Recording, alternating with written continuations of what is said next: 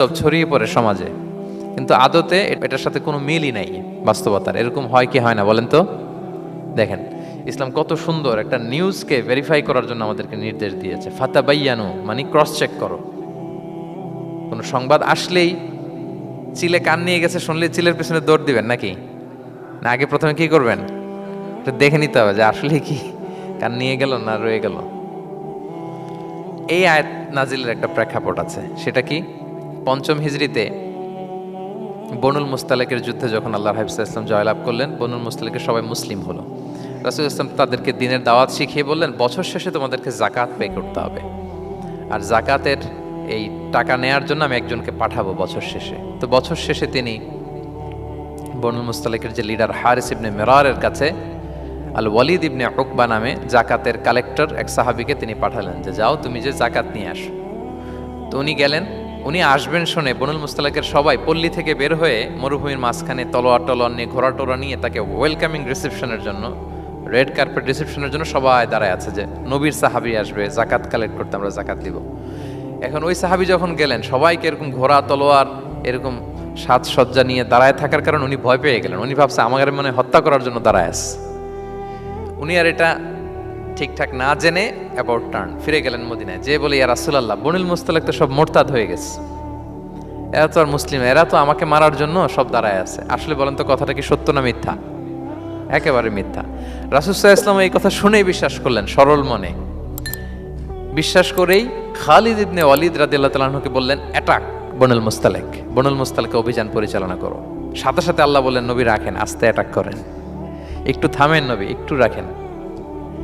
আপনি যার কাছ থেকে শুনেছেন সে মিথ্যা বলেছে, অসত্য কথা বলেছে, আসলে ঘটনা এমন নয়।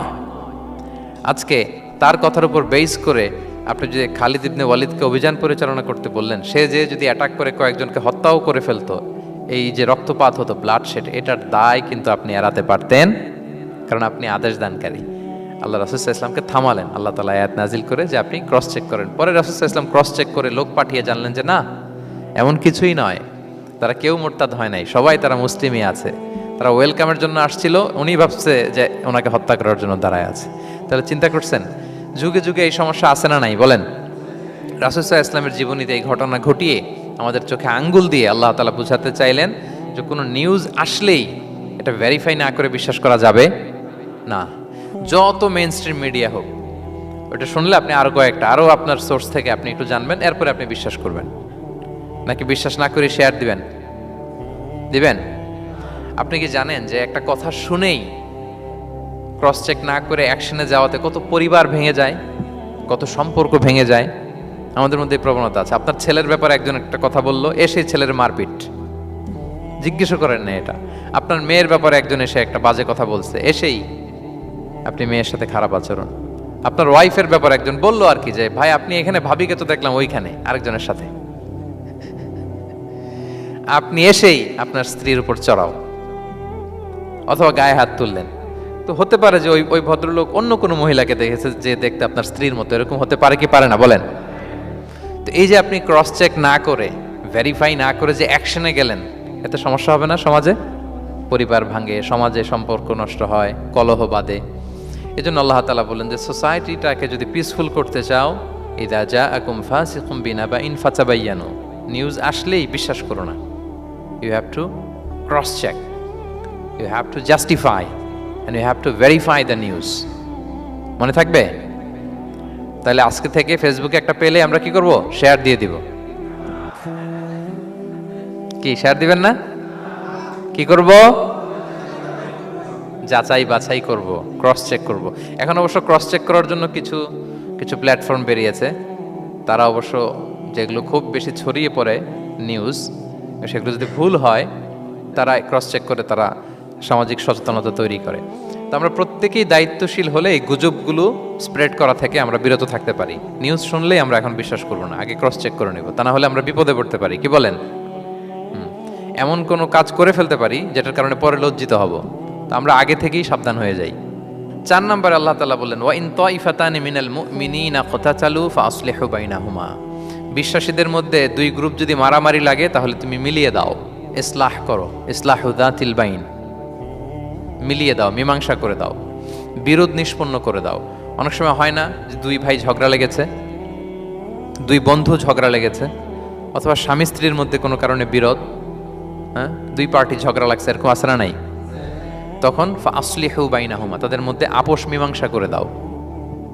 হ্যাঁ, মীমাংসা করে দাও, ইসলাহ, রিকনসিলিয়েশন করো, ওয়ার্ক অ্যাজ এ মিডিয়েটর, মধ্যস্থতাকারী হিসেবে কাজ করো। তো আমরা সমাজে কি করি দেখেন তো, একটু মিলিয়ে নেন। দুইজন ঝগড়া লাগছে, আমরা কি করি? হ্যাঁ, কি করেন? আরো লাগিয়ে দেন, সর্বনাশ। তো আপনাদের ওয়াজি করতেছি আমি না, তাদেরকে আরো ঝগড়ায় মাতিয়ে তোলা যাবে না, লাগিয়ে দেওয়া যাবে না, বরং ঝগড়া থামিয়ে দিতে হবে। কি করতে হবে? কয়েক জায়গায় কৌশল করে মিথ্যা বলা জায়েজ, সহিহ হাদিসে এসছে। এর মধ্যে একটা আছে, দুইজন মানুষের মধ্যে সম্পর্ক নষ্ট, তাদের সম্পর্ক জোড়া লাগিয়ে দেওয়ার জন্য আপনি কৌশল করে মিথ্যা বলতে পারেন। যেমন ধরেন যে দুইজনের সাথে কথা হয় না, তা কুমড়া সম্পর্ক, আপনি একজনকে বললেন যে ভাই ওই দিন তো ওই লোক আপনার ব্যাপারে অনেক প্রশংসা করলো, সে তো শুনে অবাক হবে, খিরি আমার প্রশংসা কি বললো, এমন এমন বললো। তো এটা শুনে ওই লোকের ব্যাপারে তার মনটা একটু নরম হবে। আবার তাকে বললেন যে উনি তো আপনার ব্যাপারে এরকম একটা পজিটিভ কমেন্ট করলো, সেও অবাক হবে, তাই নাকি, তার সাথে আমি এত ভুল বোঝাবুঝি, আসলে লোকটা তো তাইলে ভালো। এই যে দুজনকে আপনি এমন কিছু কথা কৌশল করে বললেন, ফলে তাদের মধ্যে একটা হৃদ্যতা তৈরি হবে। হঠাৎ দেখবেন যে একজন আরেকজনকে দেখে সালাম দিয়ে কথা বলে কোলাকুলি করে সেই আগের যেই শত্রুতা সব নিমেষে শেষ হয়ে গেছে। ঠিক কিনা বলেন? হ্যাঁ, এই যে মধ্যস্থতাকারী আপনি হলেন, এজন্য আল্লাহ তাআলা আপনাকে সওয়াব দিবেন। তাহলে বিবাদমান দুই গ্রুপ দেখলে আমরা আজ থেকে আরো ঝগড়া লাগিয়ে দিব না মিলিয়ে দিব? রাসূল সাল্লাল্লাহু আলাইহি ওয়াসাল্লাম বলেন, আলা উখবিরুকুম বিআফদালা দারাজাতিম মিন সাদাকাতি ওয়াস সিয়ামি ওয়াস সালাহ, নামাজ, রোজা, সাদাকা, এর চেয়ে একটা বড় মর্তবার ভালো কাজ আছে, সেটা কি আমি তোমাদের বলবো না? সাহাবারা বলল, বলেন। আল্লাহ রাসূল সাল্লাল্লাহু আলাইহি ওয়াসাল্লাম বলেন, সেটা হচ্ছে ইসলাহু যাতিল বাইন, দুই পক্ষকে মিলিয়ে দেয়া, বিবাদমান দুই গোষ্ঠীকে কি করা? মিলিয়ে দেয়া। এটা নামাজ, রোজা, সাদাকা, এর চেয়েও বেশি সওয়াবের কাজ। দেখেন, আমরা ইসলামটা বোঝার ক্ষেত্রে আমাদের কত ল্যাকিংস। আমরা মনে করি শুধু লম্বা দাড়ি রাখলাম, তাসবিহ একটা নিলাম, আর জিকির করতেছি দিন রাত এক করে, এরপরে নামাজ পড়তে পড়তে কপালে দাগ ফেলে, এই বোধহয় ভালো কাজ, এই সব ভালো আমি করে ফেললাম। কিন্তু দেখেন, রাসূল ইসলাম বলেছে না, সমাজে বিবাদমান দুইটা গ্রুপকে যদি মিলিয়ে দাও, এটা নামাজ, রোজা, সাদাকার চেয়ে বেশি সওয়াব তুমি পাবে। তাহলে এখন থেকে যদি আমরা বিবাদ দেখি কি করব? মিলিয়ে দিব। কখনো আমরা ঝগড়া আরো বাদিয়ে দিব না। আগুন যদি লাগে সেখানে পানি ঢালবো নাকি তেল ঢালবেন? কি ঢালবেন? অনেকে কি ঢালে? আরো দাউ দাউ করে জ্বালাতে চায় না, না, এটা করা যাবে না, বরং আমরা মিলিয়ে দিব ইনশাআল্লাহ। বলেন সবাই। আল্লাহর হাবিব সাল্লাল্লাহু আলাইহি ওয়াসাল্লাম তিনি এই কাজটা করতেন। মক্কা থেকে মদিনায় গেলেন, মদিনায় আউস খাজরাজ দুইটা গোত্র, বছরের পর বছর যুদ্ধ, উনি যেই মিলিয়ে দিলেন। রাসূল সাল্লাল্লাহু আলাইহি ওয়াসাল্লাম এই যে সংলাপ, তারপর রিকনসিলিয়েশন, মিডিয়েশন, মধ্যস্থতা, এগুলোতে এক্সপার্ট ছিলেন। যে যুদ্ধ থামে না, এই যুদ্ধ মিলিয়ে দিলেন। কত প্রাণ গেল এই যুদ্ধে, কিন্তু রাসূল সাল্লাল্লাহু আলাইহি ওয়াসাল্লাম যেই আউস খাজরাজ এখন ভাই ভাই হয়ে গেছে, ভাই ভাই করে দিলেন, ভ্রাতৃত্বের বন্ধনে ওনাদেরকে আবদ্ধ করে দিলেন আল্লাহর হাবিব সাল্লাল্লাহু আলাইহি ওয়াসাল্লাম। এবং সহিহ বুখারীতে একটা বাব আছে, বাবের শিরোনাম হচ্ছে বাবু কওলুল ইমাম ইযহাবু বিনা নুসলিহ বাইনাকুম, মানে আমাকে নিয়ে চলো আমি মিলিয়ে দিব। এটা ছিল রাসূল সাল্লাল্লাহু আলাইহি ওয়াসাল্লামের বিখ্যাত বাণী। ঝগড়া একটা লাগছে, রাসূল সাল্লাল্লাহু আলাইহি ওয়াসাল্লাম বলতে, আরে আমি আসি না, আমাকে নিয়ে যাও, আমি মিলাই দেবো। কোথাও কিছু হয়েছে, আমাকে নিয়ে যাও, আমি তো আসি, মিলাই দেবো। রাসূল সাল্লাল্লাহু আলাইহি ওয়াসাল্লাম এসেছেনই মানুষকে মিলানোর জন্য, গড়ার জন্য এসেছেন, ভাঙার জন্য নয়। তাহলে 4 নাম্বার যেটা আমরা জানলাম, যে বিবাদমান দুই পক্ষকে আমরা কি করব? মনে থাকবে? এই যে আমি শুরুতে বলেছিলাম যে একটা শান্তিপূর্ণ সমাজ যদি আপনি করতে চান, তাহলে এই 10টা ইনস্ট্রাকশনের কোনো বিকল্প নাই। এখানে সোশ্যাল নর্মস, কিছু মোরালিটি, কিছু ভ্যালিউজ, বিশেষ করে ম্যানার্স আমাদেরকে শিখিয়েছেন আল্লাহ তাআলা। তাহলে 4টা জানলাম, কয়টা? 5 নাম্বার আল্লাহ বলেন, ইয়া আইয়ুহাল্লাযীনা আমানু লা ইয়াসখার কওমুন মিন কওম আসা আন ইয়াকুনু খায়রাম মিনহুম, ওহে বিশ্বাসীরা, তোমরা একে অপরকে তুচ্ছ তাচ্ছিল্য করো না, হাসি ঠাট্টা করো না, কাউকে সুখরিয়া মানে কাউকে তুচ্ছ করা, কাউকে নিয়ে ব্যঙ্গ করা, হাসি তামাশা করা, এটা করো না, এটা কবিরা গুনাহ। মানে এমন কোনো কথা বলো না যাতে তোমার ভাইয়ের মনে কষ্ট হয়, এরকম কিছু বলা যাবে না, আমরা অনেক সময় এটা করে ফেলি, এমন কথা বলি যেটাতে আরেক ভাই বা আরেক বোন কষ্ট পায়। আমরা খুব সিম্পলি বলি, কিন্তু এটা কবিরা গুণ। এটা কি? বিশেষ করে তার আকৃতি নিয়ে আপনি কিছু বলতে পারবেন না, এটা বড় কবিরা গুনাহ। এটাকে বডি শেমিং বলে। কি বলে? বডি শেমিং হারাম। কারণ বডি স্ট্রাকচার এটাকে আমার ইচ্ছে মতো হয়েছে না আল্লাহ বানাইছে? আচ্ছা, আপনি যে এত সুন্দর ফর্সা, কে বানালো? হ্যাঁ, আবার আরেকজন যে একটু শ্যামবর্ণের, তাকে কে বানালো? আপনি লম্বা, কে বানালো? কেউ খর্বাকৃতির, খাটো, তাকে কে বানালো? তাহলে আপনি আকৃতি নিয়ে তাকে যদি ঠাট্টা করেন, আসলে কি ঠাট্টা কি তাকে করা হলো নাকি আল্লাহকে? কারণ আসল ডিজাইনারটা কে? হুয়াল্লাযী ইউসাউবিরুকুম ফিল আরহামি কাইফা ইয়াশা। আল্লাহ তাআলা তোমাদেরকে যেমন চেয়েছেন ঠিক তেমন মাতৃগর্ভে তোমাদেরকে ডিজাইন করেছেন, তোমাদের আকৃতি দিয়েছেন। এজন্য কারো আকৃতি নিয়ে অবজ্ঞা করা, তুচ্ছ করা, হেয় করা, এটা প্রকারান্তরে আল্লাহকে অবজ্ঞা করার সমান। দ্য ক্রিয়েটর, যিনি স্রষ্টা, তাকে আপনি অবজ্ঞা করেছেন, ঠিক কিনা বলেন? তাহলে এখন কারো আকৃতি নিয়ে কিছু বলবেন? আমরা বাংলাদেশে এরকম বলি না? বেশি মোটা হলে তাকে একটা নাম দিয়ে ফেলি। হ্যাঁ, কি বলি? কি বলেন? মোটু। তারপর কেউ চিকন হলে তাকে একটা নাম দিয়ে ফেলি, চিকন আলী। এরপর ধরেন যে কারো হয়তো নাক ছোট, চোখ ছোট, তাকে চাকমা বলে আমাদের এলাকায়। হ্যাঁ, নাক ছোট, চাকমা। তো এটা হইলো? তো সে কি নিজে তার নাককে এরকম বানাইছে? এরকম নানা ধরনের আকৃতির অনেক কিছু হতে পারে। এই যে বডি শেমিং, এটা হারাম। এটা কি? এবং জরিপে এসেছে অনেক বাচ্চারা স্কুলে যেতে চায় না তার দেহের বিভিন্ন আকৃতি নিয়ে, তার বন্ধুরা তাকে টিস করার কারণে। খুব মোটা সে, তাকে নিয়ে তার ফ্রেন্ডরা এমন কথা বলে, সে আর স্কুলে যাওয়ার প্রতি আগ্রহ ফিরে পায় না। তো এটা কত বড় সামাজিক সমস্যা আপনি খেয়াল করেছেন? হ্যাঁ, কখনো কারো আকৃতি নিয়ে কোনো কমেন্টস করা যাবে? কারণ আকৃতিটা দিয়েছে কে? এটা খবরদার, এটা বড় কবিরা গুনাহ। আব্দুল্লাহ ইবনে মাসউদ রাদিয়াল্লাহু তাআলা আনহু, এই সাহাবী, ওনার পা দুইটা ছিল চিকন, চিকন পা। উনি একবার আরাক গাছের চূড়ায় উঠেছেন, মেসোয়াকের ডাল ভেঙে মেসোয়াক করবেন। বাতাসের ঝাপটা, ওনার লুঙ্গিটা একটু সরে গিয়েছে, পা দুইটা দেখা গিয়েছে। তো এত চিকন পা দেখে সাহাবারা সবাই হাসতেছে নিচে। রাসূল ইসলাম বললেন, ব্যাপার কি, তোমরা হাসো কেন? বলে যে ইবনে মাসউদের পা গুলো দেখে দেখেনি রাসূল কত চিকন পা, হাসতেছে। রাসূল ইসলাম রাগান্বিত হলেন, বললেন, ওই সত্তার শপথ যার হাতে আমার আত্মা, ওই আল্লাহর কসম করে আমি বলি, লাহুমা আসকালু ফিল মিজানি মিন উহুদ, এই পা দুটো মিজানের পাল্লায় রাখা হলে কিয়ামতের দিন উহুদ পাহাড়ের চেয়ে বেশি ভারী হয়ে যাবে। তার মানে এত সম্মান ইবনে মাসউদের, সম্মান আল্লাহর কাছে, কল্পনা করেন, উহুদ পাহাড়ের চেয়ে বেশি ভারী হয়ে যাবে। কিন্তু আমরা অনেক সময় এই মানুষের আকৃতি নিয়ে তুচ্ছ-তাচ্ছিল্য করি। রাসূল সাল্লাল্লাহু আলাইহি ওয়াসাল্লামের একজন স্ত্রী ছিল, নাম সফিয়া। কি নাম? সফিয়া বিনতে হুয়াই ইবনুল আখতাব। উনি আকৃতিতে কিছুটা খাটো ছিলেন এবং একটু স্থূলাকৃতির ছিলেন। এটাকে একটু ইঙ্গিত করে আম্মাজান আয়েশা রাদিয়াল্লাহু তাআলা আনহা একবার একটা শব্দ ব্যবহার করেছেন, মানে শব্দ দিয়ে কৌশলে বুঝিয়েছেন, তানি কসিরা, মানে আপনার সেই খাটো স্ত্রী সফিয়া। নারীদের মধ্যে এটা থাকে স্বাভাবিক, মানবীয় কারণে। একাধিক স্ত্রী হলে মানবীয় কারণে একটু জেলাসি বা একটু কিছু বিষয় থাকে, এটা থেকে মানুষ বেরোতে পারে না, এবং সেটা নবীদের স্ত্রীরাও সেটা থেকে বেরোয়া সম্ভব ছিল না। তো কথা বলতে বলতে এমন একটা শব্দ বললেন যেটা দিয়ে সাফিয়া রাদিয়াল্লাহু তাআলা আনহাকে বুঝালেন যে আপনার অমুক স্ত্রী, মানে তিনি আকৃতিতে কিছুটা খাটো এবং কিছুটা স্থূলাকৃতির। এই শব্দটা রাসূল ইসলাম পছন্দ করলেন না। বললেন, আয়েশা, এটা তুমি কি বললে? আয়েশা, তুমি কি জানো, লাকাদ কুলতি কালিমা, তুমি এমন একটা শব্দ বলেছো সাফিয়ার ব্যাপারে, লাউ মুজিজাত বিমা ইল বাহরি লা মাজহাজাতহু, এই শব্দটা যদি নীল সাগরে ছেড়ে দেওয়া হয় তাহলে এই শব্দের পঙ্কিলতার কারণে নীল সাগরের পানি মুহূর্তেই কালো হয়ে যাবে। আর এরকম শব্দ যেন আমি না শুনি। আম্মাজান আয়েশা রাদিয়াল্লাহু তাআলা সচেতন হয়ে গেলেন, আর কখনো এরকম বলেননি। দেখেন, রাসূল ইসলাম কখনো এই বডি শেমিংকে স্পেস দিতেন না, কখনো না।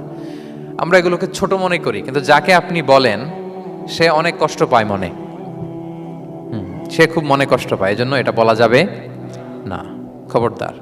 রাসূল সাল্লাল্লাহু আলাইহি ওয়াসাল্লাম বলেন, ইন্নাল আবদা লা ইয়াতাকাল্লামু বিল কালিমাতি মা ইয়াতাবায়ানু ফিহা ইয়াজিল্লু বিহা ফিন্নার। মানুষ অনেক সময় মুখ ফসকে এমন কমেন্ট করে ফেলে অন্যের ব্যাপারে, এটা দিয়ে সে মাঝে মাঝে জাহান্নামী হয়ে যায়, কিন্তু সে ভাবেই নাই এই শব্দে আমাকে জাহান্নামে ঢুকাবে। কারণ এই মুখ দিয়ে যা বেরোয় এটা বলতে অনেক সাবধানে। রাসূল ইসলাম বলেছেন, দুইটা অঙ্গের গ্যারান্টি যদি কেউ আমাকে দেয়, আমি তাকে জান্নাতের গ্যারান্টি দেই। মাইয়াদমান লি মা বাইনা লিহিয়াইহি ওয়া মা বাইনা রিজলাইহি আদমান লাহুল জান্নাহ। দুই অঙ্গের গ্যারান্টি যে দেয় তাকে আমি জান্নাতের গ্যারান্টি দিই। এক হচ্ছে দুই চোয়ালের মাঝখানে যা আছে মানে জিহ্বা, এই জিহ্বার গ্যারান্টি যদি দেয়। আরেকটা হচ্ছে দুই পায়ের মাঝখানে যা আছে মানে মানুষের প্রাইভেট। এই দুইটা অঙ্গের গ্যারান্টি যদি কেউ দেয় যে এই দুই অঙ্গ দিয়ে আমি কোনো পাপ কাজ সংগঠিত করব না, বিশ্বনবী সাল্লাল্লাহু আলাইহি ওয়াসাল্লাম বলেন আমি আমার ওই উম্মতকে জান্নাতের গ্যারান্টি দেই। তাহলে তুচ্ছ তাচ্ছিল্য ঠাট্টা বিদ্রুপ করা যাবে না। 6 নম্বরে ওয়ালা তালমিজু আনফুসাকুম, তোমরা অন্যের বদনাম করে বেরিও না। লামজ আসছে লুমাজা থেকে, ওয়াইলুল লিকুল্লি হুমাজাতিল লুমাজা, যে প্রকাশ্যে অন্যের বদনাম করে বেড়ায়, অন্যের দোষ খুঁজে বেড়ায়। একদল লোক আছে দেখবেন শুধু অন্যের দোষ খোঁজে, নিজের দিকে আঙ্গুল যায় না। কিন্তু এইভাবে আরেকজনের দিকে আঙ্গুল দিলে যে 3টা আঙ্গুল নিজের দিকে যায় এটা আবার ভুলে যায়। কাউকে যদি আমি এরকম করি, আমার দিকে কয় আঙ্গুল বলেন? এই 3টা কার দিকে? আর আরেকজনের দিকে 1 আঙ্গুল। তো কাউকে কিছু বলার আগে 3বার নিজেরটা ভাববেন যে নিজে কি করেন। ওয়ালা তালমিজু, অন্যের বদনাম করো না, প্রকাশ্যে অন্যের দোষ খোঁজো না। সবচেয়ে বুদ্ধিমান সে যে নিজের দোষ খোঁজে, নিজের সমালোচনা যে করতে পারে সেই সর্বাপেক্ষা বুদ্ধিমান। কিন্তু আমরা একদল আছি শুধু সমালোচনা, ওর এই সমস্যা, ওর এইটা, ওর মানে তার দায়িত্ব হচ্ছে সবার সমস্যা বের করা। এরকম দায়িত্বপ্রাপ্ত কিছু লোক আছে না নাই? সবাই না, এগুলো থেকে আমাদের বেরিয়ে আসতে হবে। অন্যের দোষ খোঁজা বাদ দিতে হবে, দোষ খুঁজলে নিজের দোষ খুঁজতে হবে। আমরা আত্মসমালোচনা করবো। খেয়াল রাখবেন, সবচেয়ে ভালো হচ্ছে আত্মসমালোচনা। সবচেয়ে ভালো কি? তারপরে মোটামুটি ভালো হচ্ছে আলোচনা, আর সবচেয়ে খারাপ হচ্ছে সমালোচনা। কিন্তু আমরা সবচেয়ে করি বেশি কোনটা? এটা চেঞ্জ করতে হবে, আত্মসমালোচনা বাড়াইতে হবে। আমি প্রায় একটা কথা বলি, small people talk about people, average people talk about things, great people talk about ideas. ছোট মনের মানুষ যারা, এরা মানুষ নিয়ে কথা বলে, এর এই সমস্যা ওর। মাঝারি ধরনের যারা, এরা বিভিন্ন বিষয় নিয়ে, ঘটনা নিয়ে কথা বলে। গ্রেট মাইন্ড যারা, এরা আইডিয়া নিয়ে কথা বলে, যে এই আইডিয়া ইমপ্লিমেন্ট করলে সমাজের এটা সমাধান হবে, এই আইডিয়া জেনারেট করতে পারলে এইটা কাজ হবে। তো এখন বলেন, আপনি কি ছোট মনের মানুষ হবেন না বড় মনের? অন্যের দোষ খুঁজবো আর তাহলে কারটা খুঁজবো? ইনশাআল্লাহ বলেন সবাই। কটা গেল? 7 নাম্বার, ওয়ালা তানাবাজু বিল আলকাব, কাউকে মন্দ উপনামে ডেকো না। মন্দ উপনামে ডেকো না মানে কাউকে একটা বিশেষ নাম দিও না, তার নামটা সুন্দরভাবে ডাকো। নাম বিকৃতি করা কবিরা গুনাহ। নাম, আপনি বলুন হুজুর এটা একটা কথা হইলো, নাম বিকৃতি করছি তো কি হয়েছে? এটা আপনার কাছে সমস্যা নাই। ধরেন যে ওই লোকের নাম আব্দুল্লাহ, আপনার কাছে আব্দুল্লাহ এটা সিম্পল, ধুর আব্দুল্লাহ একটা কিছু হইলো। কিন্তু যার নাম আব্দুল্লাহ তার কাছে এটা অনেক দামি। তার কাছে কি? কারণ এটা তার পরিচয় বহন করে। ধরেন যে আমার নাম কি মিজান, আপনার কাছে মনে হয় আরে মিজান একটা নাম হইলো, তা আমার কাছে তো এটা অনেক গুরুত্বপূর্ণ, কারণ এটা আমার পরিচয় বহন করে। এই নামে মানুষ আমাকে ডাকে, ফলে এটা আমার খুব আদরের, আমার কাছে বড্ড যত্নের, দরদের নামটা। আপনার কাছে নাও হইতে পারে। মানুষ প্রত্যেকে তার নিজের নামকে খুব পছন্দ করে। দেখবেন যে মানুষ কাগজ পেলে নিজের নামটা লেখে, সিগনেচার দেয় একটা, দেখবেন দেয়। এরপর দেখবেন যে সি বিচে ঘুরতে গেলে বালুর মধ্যে নিজের নামটা লিখে, দেখবেন লিখে। শুধু তাই না, লিখে আবার একটা লাভ আঁকে, লাভ চারদিকে আঁকে। কেন আঁকে? কারণ এই নামটা সে পছন্দ করে অনেক, এটা তার কাছে গুরুত্বপূর্ণ, আপনার কাছে নাও হতে পারে। এজন্য প্রত্যেকের নামটা তার কাছে খুব আদরের, যত্নের। তার নামটা আপনি সুন্দরভাবে বলবেন। নাম আপনি বিকৃত করতে পারবেন না। এটা কি গুনাহ? সগীরা কবিরা গুনাহ। এটা আমরা সমাজে করি, নাম বিকৃত করি না, নাম বিকৃত করা যাবে না। ওয়ালা তানাবাজু বিল আলকাব, মন্দ নামে ডেকো না। আমাদের সমাজে এটা আছে। দেখবেন যে বাবা মা সুন্দর নাম রেখেছে আবু বকর, ওকে ডাকে বকইরা, আছে না এরকম? তারপর নাম রেখেছে ধরেন আব্দুল কুদ্দুস, ওকে ডাকে। নাম রেখেছে আব্দুল ওয়াক্কাস, ওকে ডাকে। এই বিকৃতি আপনি করতে পারবেন? কারণ কিয়ামতের দিন আপনার নাম ধরে, আপনার বাবার নাম ধরে ডাকা হবে। তুদআউনা ইয়াউমাল কিয়ামাতি বিআসমাইকুম ওয়া আসমাই আবাইকুম। কিয়ামতের দিন তোমার নাম, তোমার বাবার নাম, যখন আপনাকে ডাকবে ফেরেশতারা, আপনার নাম এবং আপনার বাবার নাম ধরে ডাকা হবে। এজন্য রাসূল সাল্লাল্লাহু আলাইহি ওয়াসাল্লাম বলেন, ফা আহসিনু আসমাক, তোমাদের নামগুলো সুন্দর রেখো। তাহলে সেই দিন ডাকবে বল্টুর ছেলে কল্টু দাঁড়াও, তখন এই কোটি কোটি মানুষের সামনে আপনি এই নাম নিয়ে দাঁড়াবেন আর লজ্জায় পড়বেন। আর যদি বলে আব্দুর রহমানের ছেলে আব্দুল্লাহ আসো, কত সুন্দর। নামগুলো ভালো আলেম দিয়ে ক্রস চেক করে কনসালটেশন করে এরপরে রাখবেন। আর কাউকে মন্দ নামে কখনো ডাকা যাবে না, তার বংশের কোনো খারাপ কিছু দিয়ে তাকে ডাকা যাবে না। ধরেন একজনের বাবা ছিল চোর, কিন্তু তার সন্তান সে সৎ মানুষ হইতে পারে না। এখন বাবার কথা কি আপনি চোরের পোলা বলে ডাকতে পারবেন? আপনি ডাকবেন না, বলতে পারবেন না, কারণ সে তো ভালো। তাহলে নাম বিকৃত করা, মন্দ উপনামে ডাকা, এটা কবিরা গুনাহ। এটা আমরা কখনো করব মনে থাকবে প্রিয় ভাইরা। আচ্ছা, 8 নম্বরে আল্লাহ তাআলা বলছেন ইয়া আইয়ুহাল্লাযীনা আমানু জিতানিবু কাসীরাম মিনায-যন, ওই বিশ্বাসীরা তোমরা ধারণা থেকে বেঁচে থাকো। ইন্না বা'দা-যন্নি ইসমুন, কিছু কিছু ধারণা আছে এটা পাপ। ধারণা, অ্যাজাম্পশন করে কথা বলা নিষেধ। ধারণার উপর বেস করে কথা বলা যাবে। অনেকে ধারণার উপর কথা বলে, বেশিরভাগ ধারণাই মিথ্যা হয়। ধারণার বেশিরভাগ কি হয়? সো আপনি ধারণা, বেসড অন ধারণা আপনি কোনো কথা বলতে পারবেন, মানে যেটাকে আমরা বাংলায় বলি আন্দাজে কথা বলা। বাংলা আমরা কি বলি? আন্দাজে আপনি কিছু বলতে পারবেন না, আপনাকে নিশ্চিত হইতে হবে। আমরা খালি চোখে যা দেখি বাস্তবে ওই ঘটনা নাও হতে পারে এরকম। হোয়াট এভার উই সি, এটা রিয়েল সিনারি নাও হতে পারে, ভেতরে হয়তো এমন কিছু একটা আছে যেটা আমরা জানি না। এজন্য ধারণা করে কথা বলা নিষেধ ইসলামে। ওয়া ইন্না যন্না লা ইউগনি মিনাল হাক্কি শাইআ, আল্লাহ বলেন ধারণা কখনো সত্যের বিকল্প হতে পারে না। আপনাকে সত্যটা জেনে বলতে হবে, আপনি ধারণার উপর কিছু বলতে। আমরা এরকম সমাজে অনেক করি, অনেক।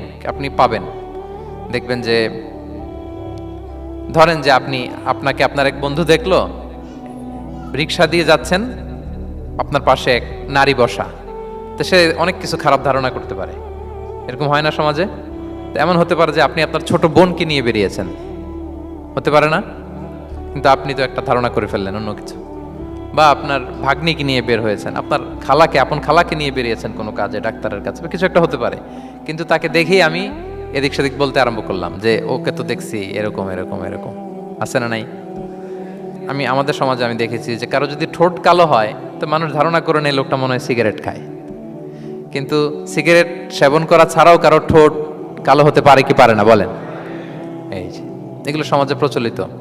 বিয়ে করার পর পর ইমিডিয়েট যদি কেউ একটা গাড়ি কিনে বা হুন্ডা কিনে, এটা কি বলে বলেন তো? এই বোধহয় শ্বশুর বাড়ি থেকে যৌতুক নিয়ে আসছে। দেখছেন, এরকম ভুরি ভুরি আপনি সমাজে পাবেন যে আন্দাজে ধারণার উপরে আমরা অনেক কথা বলে ফেলি, কিন্তু নিশ্চিত না হয়ে আপনি কোনো কমেন্টসে যেতে পারবেন না, এটা একেবারে নিষেধ।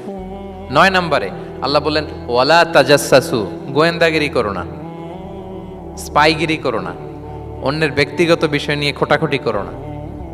এরকম স্বভাব আমাদের অনেকের আছে না নাই? অনেকে দেখবেন যে অনেকের প্রাইভেট বিষয় নিয়ে খোঁচাখুচি করতে সে বড্ড মজা পায়। আছে এরকম? এটা হারাম। আওয়াজ করে বলুন, এটা কি? ওয়ালা তাজাসসু, গোয়েন্দাগিরি করো না। Everyone has personal space and no one should interfere someone's personal space. কেউ কারো পার্সোনাল স্পেসে ইন্টারফেয়ার করা যাবে না। প্রত্যেকের একটা প্রাইভেট এরিয়া আছে, প্রাইভেসি আছে। দেখেন ইসলাম প্রাইভেসিকে কত গুরুত্ব দেয়, প্রত্যেকের প্রাইভেসিকে ইসলাম কত গুরুত্ব দেয়। কারো প্রাইভেসির মধ্যে ইন্টারফেয়ার করা এটা ইসলাম পছন্দ করে না। এজন্য খবরদার, কারো ব্যক্তিগত কোনো ইস্যু নিয়ে আমরা নাক গলাতে পারবো না।